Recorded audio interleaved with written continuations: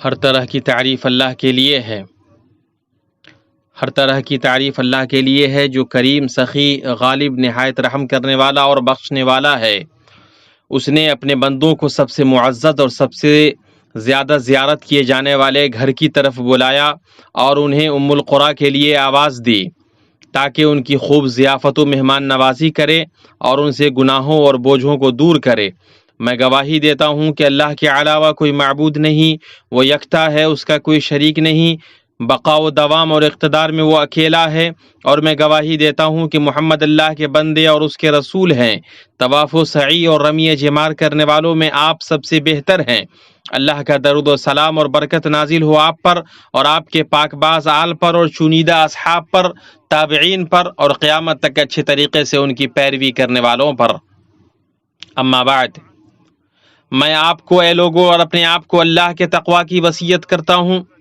اللہ کا تقوی اختیار کرو اور اسی کی اطاعت کرو، اس سے ڈرو اور اس کی نافرمانی نہ کرو، اور یاد رکھو کہ تمہارے سامنے مشکل چڑھائی ہے اور اس کے بعد اترنے کی جگہ جنت یا جہنم ہے، لہٰذا اترنے سے پہلے اپنے آپ کو دیکھ بھال لو اور پہنچنے سے پہلے گھر کو تیار کر لو، کیونکہ موت کے بعد نہ خوشنودی حاصل کی جا سکتی ہے اور نہ دنیا کی طرف لوٹا جا سکتا ہے۔ اے اللہ، ہمیں ہدایت عطا فرما، ہمیں ہر اچھے عمل کرنے کی توفیق دے اور اپنے لطف و رحمت سے ہمیں حرام چیزوں سے دور رکھ۔ مومنو، یہ حج کا موسم ہے جس کی خوشبو پھیل چکی ہے، اس کے نشانات چمکنے لگے ہیں۔ دیکھو، یہ رحمان کے مہمان احکام کی بجاوری کے لیے جمع ہیں، چنانچہ وہ پیدل اور سوار ہو کر آئے ہیں۔ یہ حجاج ہدایت و رہنمائی کے راستے پر چلے ہیں، انہوں نے مراد و کامیابی کو حاصل کی ہے، اللہ کی مدد ان کے ساتھ ہے۔ اللہ تعالیٰ کا پہلا گھر جو لوگوں کے لیے مقرر کیا گیا وہی ہے جو مکہ میں ہے، جو تمام دنیا کے لیے برکت و ہدایت والا ہے، جس میں کھلی کھلی نشانیاں ہیں، مقام ابراہیم ہے، اس میں جو آ جائے امن والا ہو جاتا ہے۔ اللہ تعالیٰ نے ان لوگوں پر جو اس کی طرف راہ پا سکتے ہوں اس کے گھر کا حج فرض کر دیا گیا ہے، اور جو کوئی کفر کرے تو اللہ تعالیٰ اس سے بلکہ تمام دنیا سے بے پرواہ ہے۔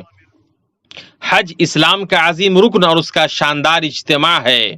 حج عبادت، تقوی، ذکر، اخلاص، نیکی اور پاکیزگی کا ایک مقدس سفر اور مانوس کرنے والا جھونکا ہے۔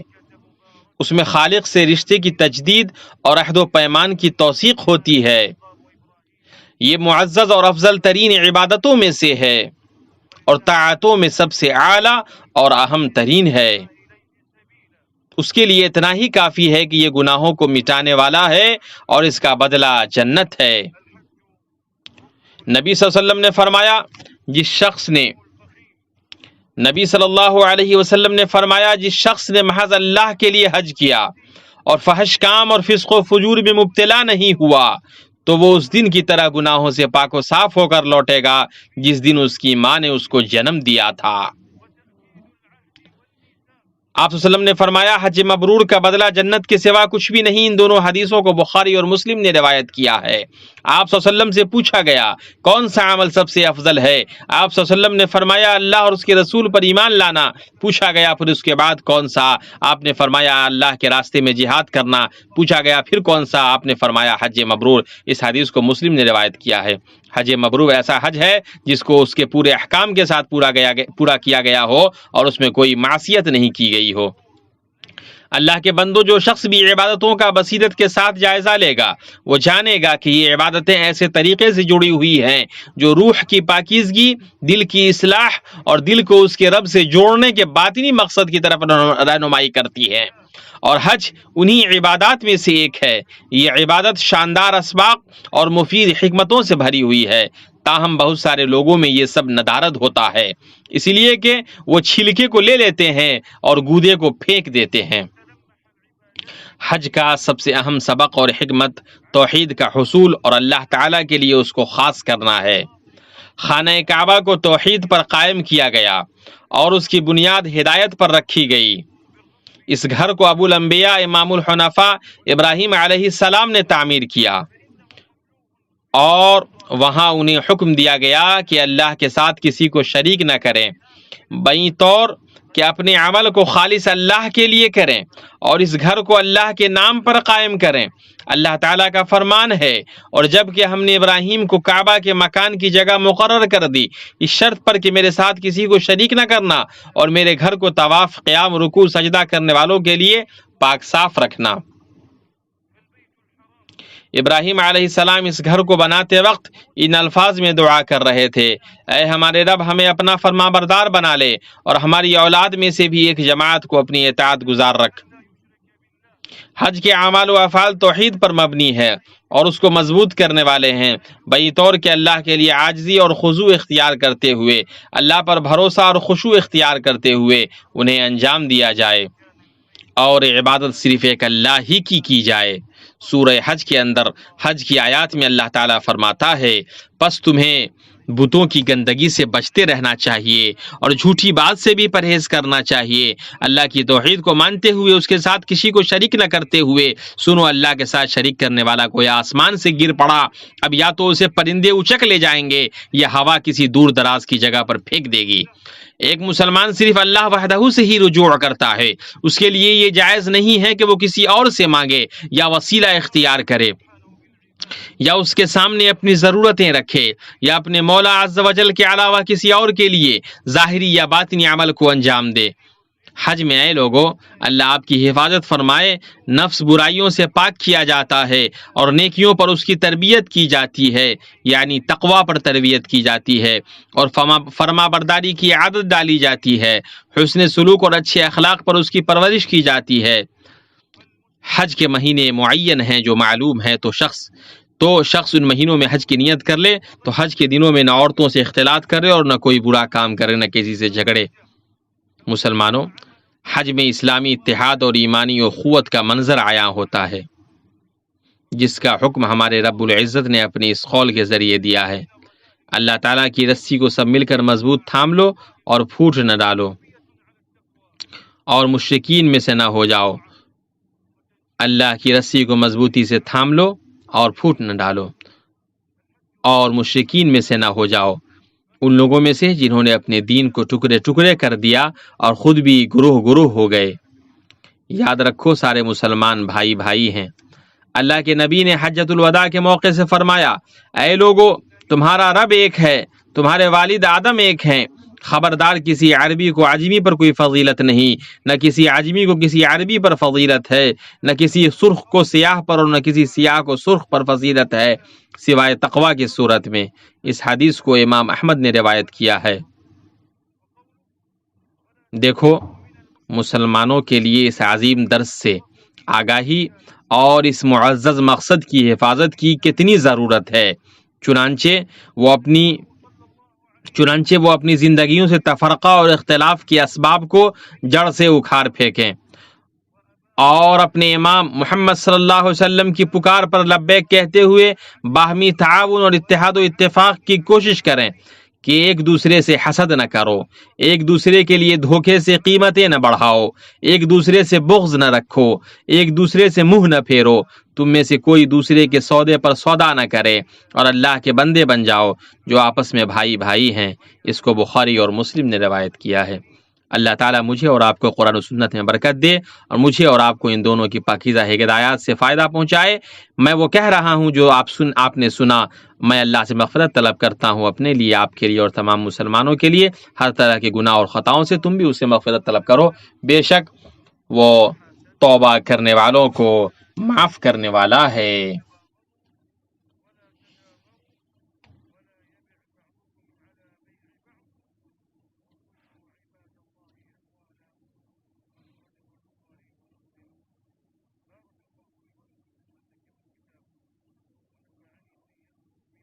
ہر طرح کی تعریف اللہ کے لیے ہے۔ خیر کے ان موسموں میں گناہوں اور غلطیوں سے مغفرت اور برکتوں اور عظیم نوازشوں کے حصول کے لیے سنجیدہ ہو جاؤ۔ میں گواہی دیتا ہوں کہ اللہ کے علاوہ کوئی معبود نہیں، وہ یکتا ہے، اس کا کوئی شریک نہیں، اور میں گواہی دیتا ہوں کہ محمد اللہ کے بندے اور اس کے رسول ہیں۔ اللہ کا درود و سلام اور برکت نازل ہو آپ پر اور آپ کے معزز آل و اصحاب پر، تابعین پر اور اچھے طریقے سے ان کی پیروی کرنے والوں پر، دوبارہ اٹھائے جانے کے دن اور قیامت تک۔ اما بعد، اے مومنو، اللہ تعالیٰ نے اپنی رحمت و فضل اور حکمت و انصاف سے بعض اوقات کو دوسرے پر فضیلت دی ہے اور انہی عبادت کی جگہ اور میدان بنایا ہے۔ عنقریب ہم پر عشرہ ذوالحجہ کے ایام آنے والے ہیں۔ یہ وہ ایام ہیں جن کے درجات کو اللہ تعالیٰ نے بلند کیا ہے اور دوسرے ایام کے مقابلے ان کی قدر و منزلت میں اضافہ کیا ہے، اور اپنی کتاب مقدس میں ان کی قسم کھائی ہے۔ اللہ سبحانہ کا فرمان ہے، قسم ہے فجر کی اور دوسری راتوں اور 10 راتوں کی۔ ان ایام کے نیک عمل پورے سال میں سب سے افضل ہیں۔ نبی صلی اللہ علیہ وسلم نے فرمایا، اللہ تعالیٰ کو کوئی نیک عمل کسی دن میں اس قدر پسندیدہ نہیں ہے جتنا کہ ان دنوں میں پسندیدہ اور محبوب ہوتا ہے، یعنی ذوالحجہ کے پہلے عشرے میں۔ صحابہ نے کہا، اے اللہ کے رسول، کیا جہاد فی سبیل اللہ بھی نہیں؟ آپ نے فرمایا، نہیں، جہاد فی سبیل اللہ بھی نہیں، مگر جو کوئی شخص اپنی جان و مال لے کر نکلا ہو اور پھر کچھ واپس نہ لایا ہو۔ اس حدیث کو بخاری نے روایت کیا ہے۔ امام احمد کی روایت میں ہے کہ ان ایام میں کثرت سے تحلیل لا الہ الا اللہ، تکبیر اللہ اکبر اور تحمید الحمدللہ پڑھنا چاہیے۔ سنو، اس وافر خیر اور بھرپور فیض سے خوب فائدہ اٹھاؤ۔ ان مبارک ایام کو طاعت اور نیکی کے کاموں میں گزارو اور ان ایام میں کثرت سے تحلیل لا الہ الا اللہ، تکبیر اللہ اکبر اور تحمید الحمدللہ پڑھو۔ تم جو نیکی کرو گے اس سے اللہ تعالیٰ باخبر ہے، اور اپنے ساتھ زاد راہ سفر کا خرچ لے لیا کرو۔ سب سے بہتر توشہ اللہ تعالیٰ کا ڈر ہے، اور اے عقل مندو، مجھ سے ڈرتے رہا کرو۔ درود و سلام نازل ہو ہدایت یافتہ رحمت اور توفیق یافتہ نعمت آپ کے نبی محمد رسول اللہ پر۔ اے اللہ، درود و سلام اور برکت نازل ہو آپ پر، پاک باز اور نیکوکار آپ کے اہل بیت پر، آپ کی بیویوں پر جو مومنوں کی مائیں ہیں۔ اے اللہ، تو راضی ہو جا چاروں خلفاء ائمہ مخلصین ابوبکر، عمر، عثمان اور علی سے، تمام صحابہ اور آپ کے آل سے، قیامت تک ان کی اچھی طرح پیروی کرنے والوں سے۔ ان کے ساتھ تو اپنے جود و کرم سے ہم سے بھی راضی ہو جا، اے کریم و بلند و بالا۔